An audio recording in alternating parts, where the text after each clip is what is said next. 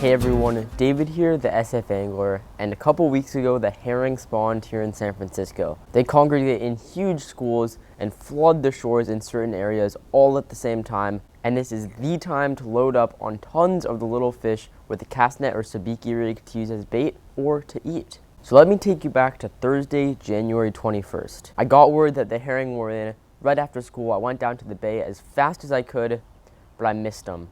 When I got there, everyone had their herring. I was too late. They'd come in, spawned, and left.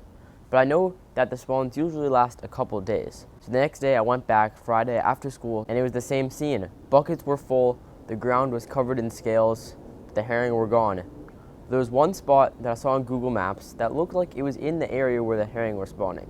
So I figured on the way home it was worth it to give it a shot. And sure enough, when I got there, I see sea lions, pelicans diving, and lots of people throwing cast nets. I ran down, threw the net a few times. By the way, the net I'm using is made by Bass Dash. They sent it to me to try out. I'll link it in the description because it worked really well. On my third or fourth throw, the whole net was full of herring. I unloaded the net all over the ground and I picked up all the fish, threw them in my bucket, and got out of there. When I got home, I set aside about half the fish to freeze and use as bait.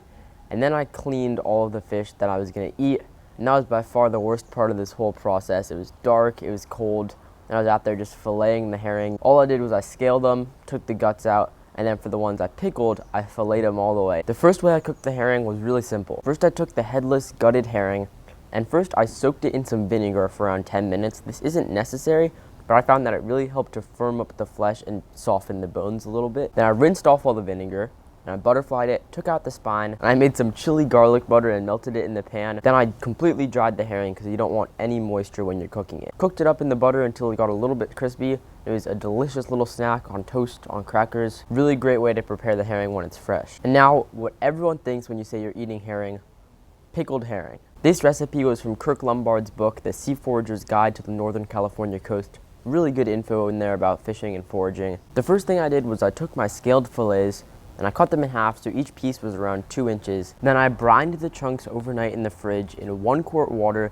1/2 cup brown sugar, and 1/2 cup salt. Then I made the pickling solution, and I'm sure there are a lot of different recipes and ratios, but I used grated ginger, mustard seeds, brown sugar, bay leaves, pre-mixed pickling spice, water, white vinegar, and allspice. Then I boiled the pickling solution and then let it cool. Then in the morning, I rinsed the brine off my herring chunks and I filled the jar up with the herring and sliced onions. And then a couple days later, here I am with a finished batch of homemade pickled herring, and it is really, really good. No fishy flavor at all. The bones are completely dissolved, and I would highly recommend this whole process to anyone who lives in the Bay Area and anyone who hasn't fished the herring spawn before. Thank you for watching my video all the way through. I had a lot of fun catching and pickling herring, and I'll catch you in my next video.